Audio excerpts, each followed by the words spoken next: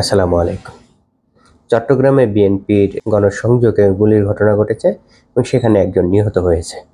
যিনি নিহত হয়েছেন তিনি একজন দুর্ধর্ষ চিহ্নিত সন্ত্রাসী এবং যারা এই ঘটনা ঘটিয়েছেন ধারণা করা হয় তারাও সন্ত্রাসী গ্রুপ।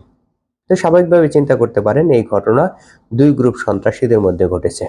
সান্ত্বনা পাওয়ার জন্য বিভিন্ন ধরনের চিন্তা করাই যায়, কিন্তু যেই দুই গ্রুপ এই ঘটনার সাথে জড়িত এই দুই গ্রুপকে শেল্টার দিচ্ছে একটি রাজনৈতিক দলের নেতারা। যে ব্যক্তি নিহত হয়েছেন তিনি বিএনপির মনোনয়নপ্রাপ্ত ব্যক্তির সাথে গণসংযোগ করতেছিলেন। একজন চিহ্নিত সন্ত্রাসী, দুর্ধর্ষ সন্ত্রাসী বিএনপির এমপি প্রার্থীর সাথে গণসংযোগ করে। এটি শুধুমাত্র চট্টগ্রামে না, দেশের অধিকাংশ জায়গায় এরকম। বিএনপি যারা নেতা আছেন তাদের শেল্টারে আছে দেশের অধিকাংশ সন্ত্রাসী। দু এক জায়গায় ব্যতিক্রম আছে, অন্যান্য দলের অধীনেও কিছু আছে, কিন্তু অধিকাংশ গুন্ডা পান্ডা সন্ত্রাসী এখন বিএনপির নিয়ন্ত্রণে। নমিনেশন ঘোষণার পরে বিভিন্ন জায়গায় ঝামেলা হয়েছে, রাস্তা অবরোধ হয়েছে, ভাঙচুর হয়েছে, অগ্নিসংযোগ হয়েছে, কিছু কিছু জায়গায় বেশ কিছু নেতাকর্মী আহতও হয়েছে। এখন শুরু হয়েছে গোলাগুলি। এটা শুধুমাত্র একটা ঘটনা, সারা দেশব্যাপী যে পরিমাণ গুন্ডা পান্ডা বিএনপির অধীনে আছে অসংখ্য ঘটনা এরকম ঘটার সম্ভাবনা আছে এবং বিএনপি প্রশাসন কেউ এগুলো নিয়ন্ত্রণ করতে পারবে এটা মনে হয় না।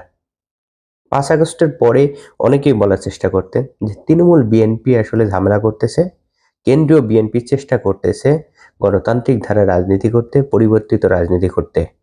পূর্বের যে ক্ষমতা রাজনীতি, সন্ত্রাসের রাজনীতি সেটা যে চলবে না সেটা কেন্দ্রীয় বিএনপি বুঝতে পারছে, তারা চেষ্টা করতেছে। আসলে কি তাই? 5 আগস্টের পর থেকে এই পর্যন্ত বিএনপি যতজন নেতাকর্মীকে বহিষ্কার করা হয়েছে বিভিন্ন অপরাধে, তারা এখন কোথায় আছে? তারা সবাই বিএনপিতে আছে। যে গাড়ি চুরির অপরাধে বহিষ্কৃত হয়েছে, যে মারামারি খুন খারাপির জন্য পথ হারিয়েছেন, তাদের সবাই এখন বিএনপিতে আছে এবং তারা সবাই নমিনেশন পেয়েছে। চট্টগ্রামে বিএনপি নেতা এস আলমের গাড়ি চুরি করেছে, সে নমিনেশন পেয়েছে। অনেকেই খুন খারাপি করেছে, পথ হারিয়েছেন, তারা নমিনেশন পেয়েছে। যেমন ফরিদপুরে 5 আগস্টের পরে যারা খুন খারাপি শুরু করেছে, শামা ওবায়েদ এবং বাবুল দুইজনেই নমিনেশন পেয়েছে। অর্থাৎ বিএনপি 5 আগস্টের পর থেকে মানুষের চাপে অথবা চক্ষু লজ্জায়, মিডিয়ার ভয়ে, যে কোনো কারণে হোক বিভিন্ন ভয়ে বহিষ্কার করেছে। তারা সবাই দলেই আছে। অর্থাৎ কেন্দ্রীয় বিএনপি যে পরিবর্তনের রাজনীতির চেষ্টা করতেছে, বাস্তবে সেটা ভুয়া।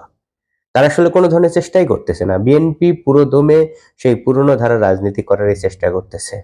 তারা সন্ত্রাসের রাজনীতি করতে চেষ্টা করতেছে, তারা খুন খারাপি, দখলদারিত্বের রাজনীতি করতে চেষ্টা করতেছে। যারা মারামারি করলো, দখলদারিত্ব, চাঁদাবাজি করলো, চুরিধারি করলো, খুন খারাপি করলো, তাদের সবাইকে নমিনেশন দিতেছে। তো বিএনপি কিভাবে বলবে যে তারা পরিবর্তিত রাজনীতির চেষ্টা করতেছে? এটা কোনোভাবেই যুক্তিযুক্ত না। তো বিএনপি ক্ষমতা রাজনীতির দিকে ফিরে যাচ্ছে এবং তাদের যারা এমপি প্রার্থী আছে, নেতারা আছে, তারা সন্ত্রাসীদের লালন পালন করতেছে, আশ্রয় দিতেছে। সেই অবস্থায় গোলাগুলি তো ঘটবেই। তাই আমার ধারণা এই চট্টগ্রামের ঘটনাটা শুধুমাত্র শুরু। নির্বাচনের আগে এরকম অসংখ্য ঘটনা ঘটবে।